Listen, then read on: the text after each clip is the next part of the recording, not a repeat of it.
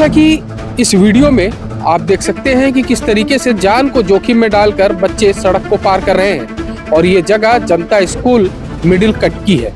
जहां पर traffic police की ना तो मॉर्निंग में व्यवस्था रहती है, ना दोपहर में और ना ही शाम के करीब 5 बजे जब स्कूल छूटता है।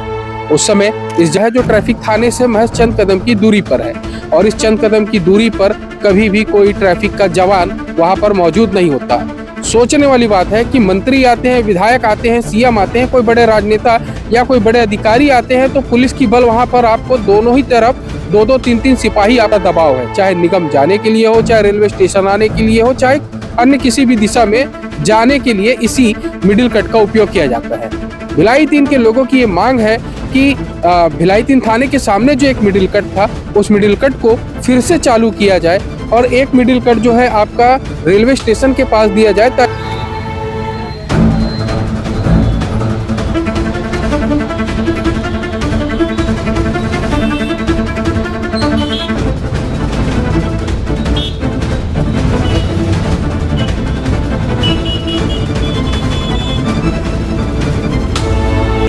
इस वीडियो में आप देख सकते हैं कि किस तरीके से जान को जोखिम में डालकर बच्चे सड़क को पार कर रहे हैं और ये जगह जनता स्कूल मिडिल कट की है, जहां पर ट्रैफिक पुलिस की ना तो मॉर्निंग में व्यवस्था रहती है, ना दोपहर में और ना ही शाम के करीब 5 बजे जब स्कूल छूटता है। उस समय इस जगह पर किसी प्रकार की कोई पुलिस की व्यवस्था, जो ट्रैफिक के जवान है उनकी कोई व्यवस्था नहीं की गई है। अगर कहा जाए तो डंकी की चोट पर ट्रैफिक पुलिस यह कहती है कि हम जो है सुरक्षा के मापदंडों को किसी तरीके से पूरा कर रहे हैं, लेकिन क्या इस वीडियो में आपको ऐसा लग रहा है कि ट्रैफिक का कोई जवान या ट्रैफिक का कोई अधिकारी उस जगह पर मौजूद है?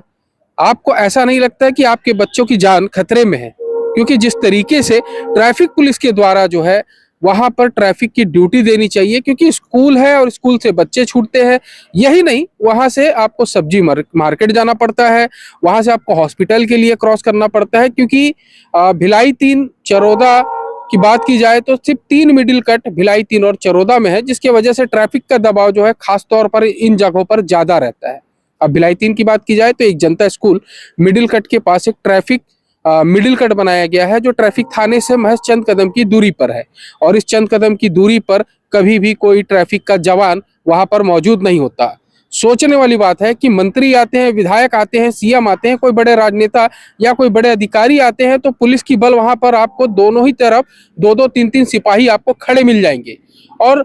वहीं बच्चों की बात की जाए, उन बच्चों की सुरक्षा के लिए कोई ट्रैफिक के जवान वहां पर उपस्थित नहीं रहते। एडिशनल एसपी ऐसा मैं कहना चाहूंगा कि मैडम, आप हमेशा कॉम्बिंग गश्त करती हैं, इस तरीके से लगातार ट्रैफिक व्यवस्था को दुरुस्त करने का काम करती हैं, लेकिन भिलाई 3 में किस तरीके से ट्रैफिक पुलिस इस जगह पर जो है बिल्कुल भी सूद नहीं लेती, जिसकी वजह से बच्चों की जान खतरे में है। कहीं ना कहीं आप वीडियो में देख सकते हैं कि किस तरीके से गाड़ियां आ रही हैं, बच्चे क्रॉस कर रहे हैं और कोई भी उस जगह पर रुकने का नाम नहीं लेना चाहता, कोई भी गाड़ी वाला, चाहे कार वाला हो, चाहे बाइक वाला हो या ट्रक वाला हो। अब इससे यही अंदाजा लगाया जा सकता है कि कहीं ना कहीं अगर छोटी सी भी गलती होती है तो बच्चों की जान सीधा किसी दुर्घटना में चली जाएगी। आखिर इसका जिम्मेदार कौन होगा? भिलाई 3 की अगर बात की जाए तो भिलाई 3 में एक लौता मिडिल कट होने के कारण इस जगह पर सबसे ज्यादा दबाव है, चाहे निगम जाने के लिए हो, चाहे रेलवे स्टेशन आने के लिए हो, चाहे अन्य किसी भी दिशा में जाने के लिए इसी मिडिल कट का उपयोग किया जाता है। भिलाई 3 के लोगों की ये मांग है कि भिलाई 3 थाने के सामने जो एक मिडिल कट था उस मिडिल कट को फिर से चालू किया जाए और एक मिडिल कट जो है आपका रेलवे स्टेशन के पास दिया जाए, ताकि ट्रैफिक की जो दबाव है उस जगह पर पूरी तरह से कम हो जाए। ट्रैफिक पुलिस कहीं ना कहीं जो है इस जगह पर जो है मौन है, इस जगह पर कार्य नहीं कर पा रही है, इनकी कार्यप्रणाली कहीं ना कहीं जो है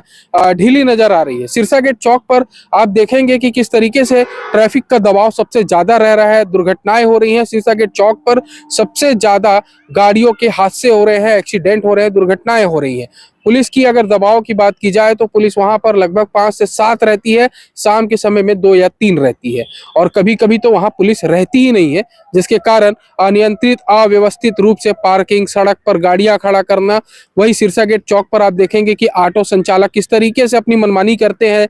चौक पर ही आपको गाड़ी खड़ा कर देते हैं ताकि इधर से कोई आने वाला व्यक्ति दुर्घटना का शिकार हो जाता है। अब ये एक सोचने वाली बात है कि भिलाई 3-14 में क्या ट्रैफिक पुलिस इस ओर ध्यान नहीं देना चाहती। वहीं दुर्ग पुलिस की बात की जाए तो रक्षित केंद्र में कई ऐसे सिपाही और कई ऐसे अधिकारी मौजूद हैं जिनका उपयोग जो है ट्रैफिक दबाव को कम करने के लिए किया जा सकता है, लेकिन जिला प्रशासन और दुर्ग पुलिस के द्वारा इस प्रकार के कोई कदम नहीं उठाए जाते। आखिर जो रक्षित केंद्र में जो सैनिक या सैन्य बल वहां पर मौजूद है, उनका उपयोग चौक चौराहों पर ट्रैफिक व्यवस्था को दुरुस्त करने के लिए किया जाना चाहिए। भिलाई 3 की आप इस वीडियो के माध्यम से देख सकते हैं कि किस तरीके से ट्रैफिक का दबाव है, बच्चे किस तरीके से सड़क को पार कर रहे हैं और कहीं ना कहीं परिवार परिजनों को इस बात का खतरा हमेशा बना रहता है। क्या कुछ इस मामले में अपडेट आता है? तब तक के लिए बने रहेंगे सीजी जनमत पर पवन मिश्रा के साथ। और अगर अभी तक आपने हमारे चैनल को सब्सक्राइब नहीं किया है तो सब्सक्राइब करें।